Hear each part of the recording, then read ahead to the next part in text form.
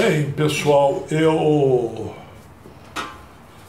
já falei de outros assuntos em termos de uma narrativa.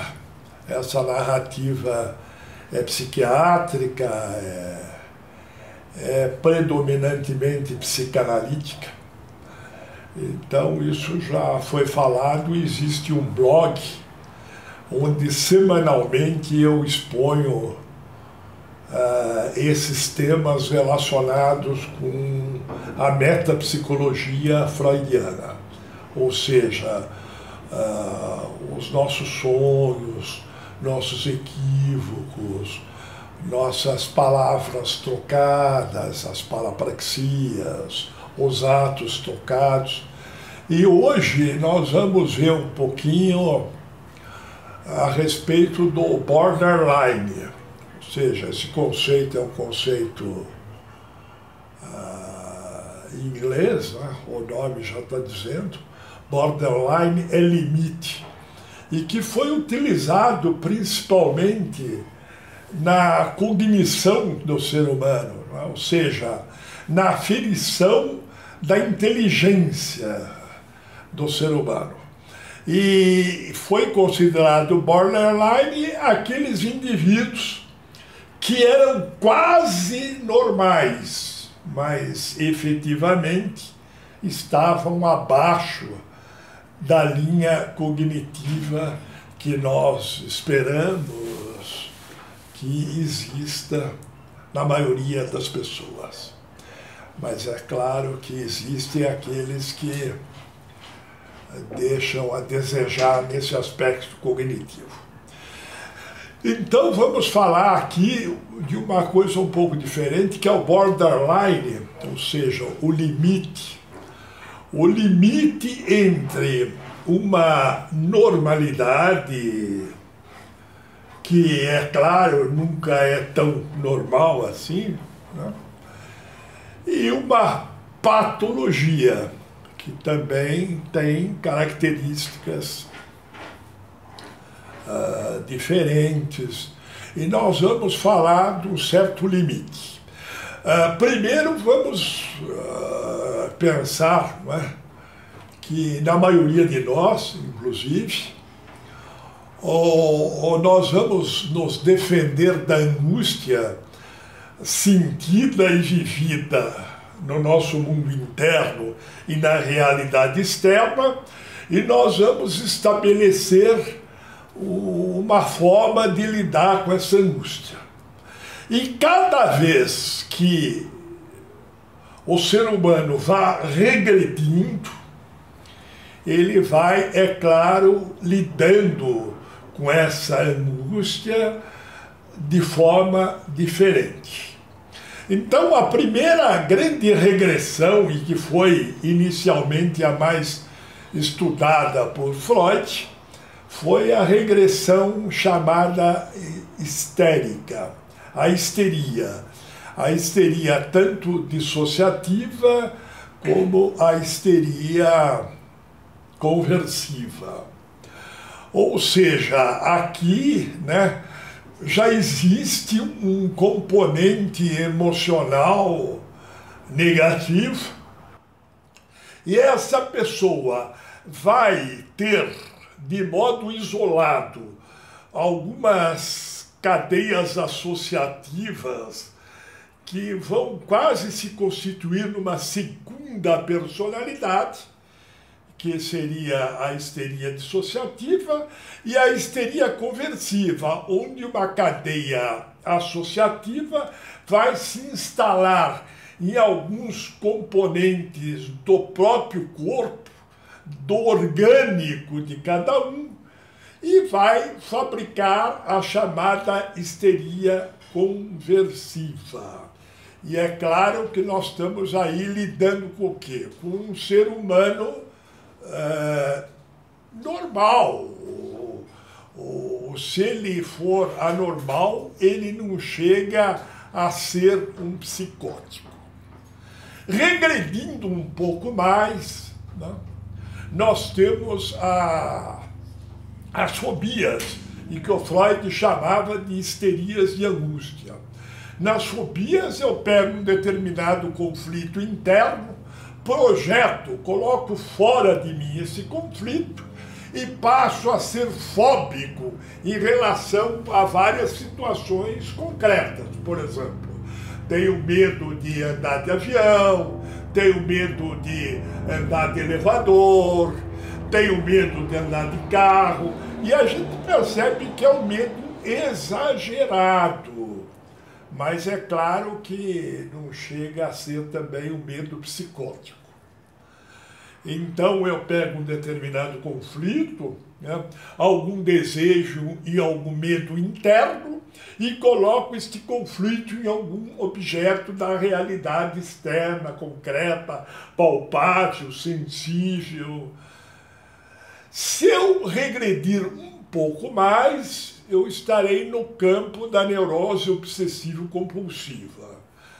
Chamamos de neurose obsessivo-compulsiva a comportamentos onde existem manias estranhas, comportamentos estranhos, comportamentos bizarros, mas o indivíduo não perde a sua lógica, não perde a sua capacidade de entender o que está ocorrendo a nível de obsessões e a nível de rituais compulsivos. Ou seja, ele tem manias que ele sabe da ilogicidade delas, mas ele não consegue abandoná-las. Enquanto os indivíduos histéricos procuram o psicanalista, os indivíduos fóbicos também procuram, os obsessivos compulsivos procuram com muito maior dificuldade, porque de algum modo eles parecem que sabem se interpretar, eles sabem um pouco o que se passa com eles. Mas é claro que se trata de um transtorno mais grave da personalidade e que afeta esse suceder humano que nós temos que utilizar na vida cotidiana, e isso vai nos prejudicando, mas sem que a gente se insira num campo mais regressivo ainda. Mas vejam, quanto mais regressivos nós estamos indo, mais patológicos nós estamos nos tornando. Aí nós temos a hipocondria, ou seja, uma doença imaginária, mas é uma doença imaginária diferente de um histérico que tem mania de doenças. O histérico que tem mania de doenças faz questão de dizer que ele tem todas essas medicações, faz questão de se mostrar ao outro, porque a relação com o outro é muito evidenciada. Já o hipocondríaco procura, de forma mais narcísica, de forma ensimesmada, esconder esta mania por doenças.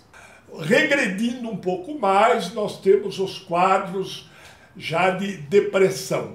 Nós vamos lidar com a ansiedade num nível muito mais arcaico, muito mais profundo, e, portanto, nós temos aí a depressão, a tristeza.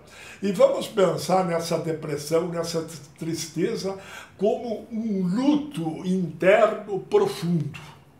Mesmo que a gente não tenha perdido nada, a sensação e o comportamento é de quem perdeu objetivamente algo.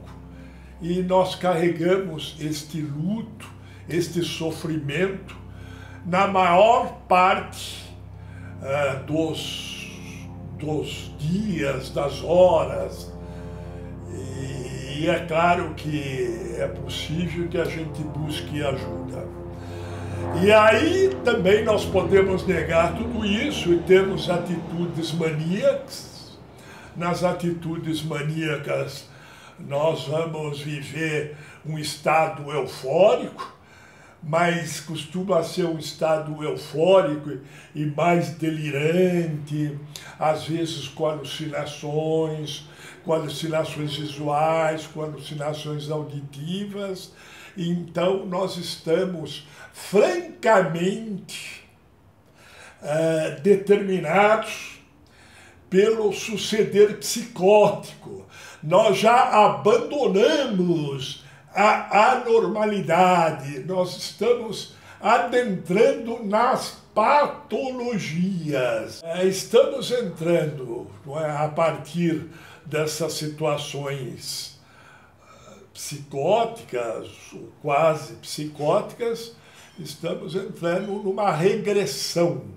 Ou seja, estamos lidando com a angústia de um modo bem pior, de um modo muito mais anterior às situações que foram descritas anteriormente.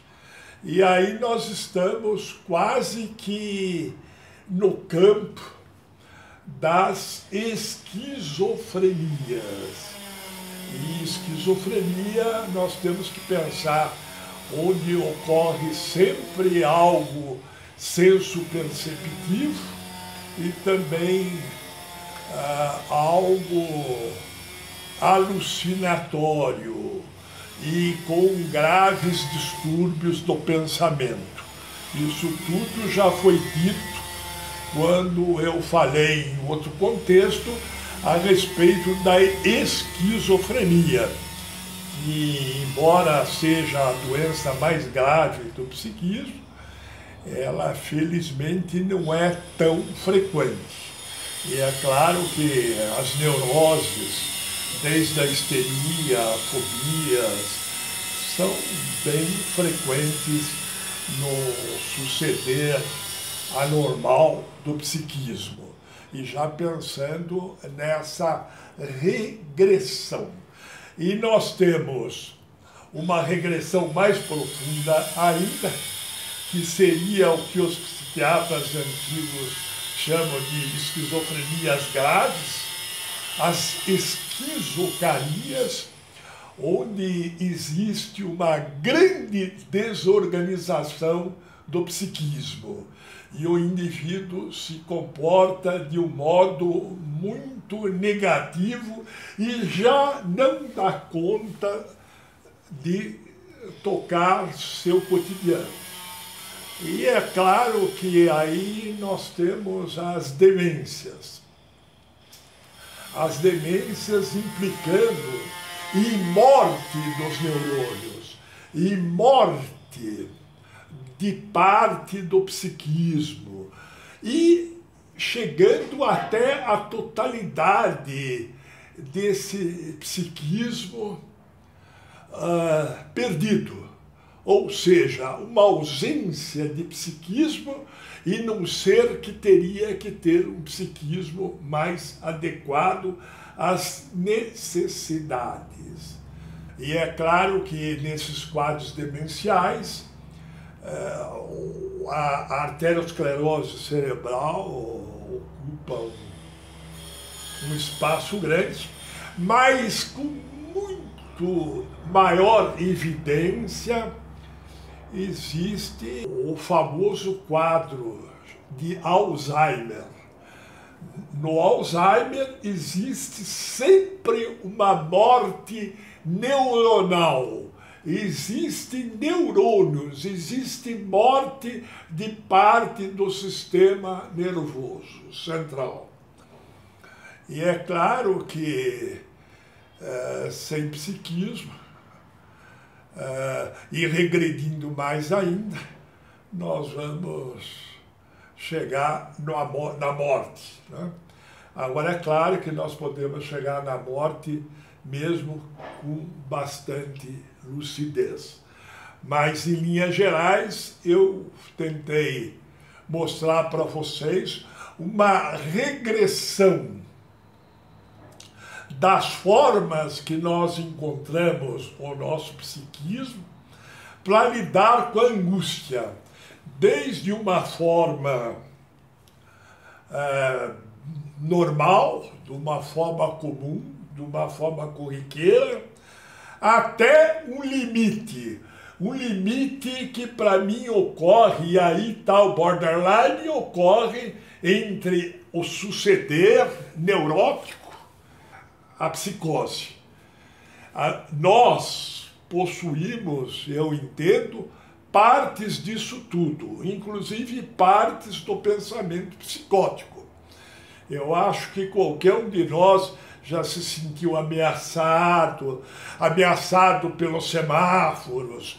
Logo hoje que tenho pressa, os semáforos estão demorando mais, estão mais vermelhos. Nós temos uma vocação para essa psicose. E é claro que essa vocação para esse suceder psicótico aparece muitas vezes nos nossos processos oníricos, nos nossos sonhos. Mas é claro que nós mantemos com bastante racionalidade a nossa crítica sobre esses momentos mais psicóticos. Mas é claro que nós vamos, na medida em que regredimos, se for o caso, alguns casos, inclusive por motivação genética, ou por algum traumatismo craniano, ou por alguns aspectos chamados de psicoses endógenas, de causa desconhecidas, nós entramos aí no campo psicótico. Mas um campo que se mostra limite é exatamente a partir da neurose obsessivo-compulsiva, quando a gente, inclusive, já se defende pouco de um suceder psicótico mais intenso, mais recolhido e que também habita de forma poderosa o nosso psiquismo. Mas é claro que já é um psiquismo que vai aos poucos se despedaçando nesse suceder regressivo. Então, essas eram as minhas considerações a respeito do borderline, do indivíduo limítrofe. Limítrofe entre quem? Limítrofe entre a neurose e a psicose. Ou seja, o indivíduo está ameaçado por forças internas destrutivas, mas ainda conserva uma boa autocrítica dessa determinação interior. Então, eu queria deixar claro para vocês esse conceito de borderline, que já foi utilizado como limite entre a inteligência normal e uma inteligência já subnormal, e principalmente o borderline como uma questão limítrofe entre um jeito mais neurótico ou adequado de ser e um jeito profundamente psicótico. Um jeito onde os processos alucinatórios, delirantes, existem, onde existe concomitantemente uma grande desorganização do psiquismo. Então, um grande abraço e minha gratidão de sempre pela atenção depositada. Check. Tchau.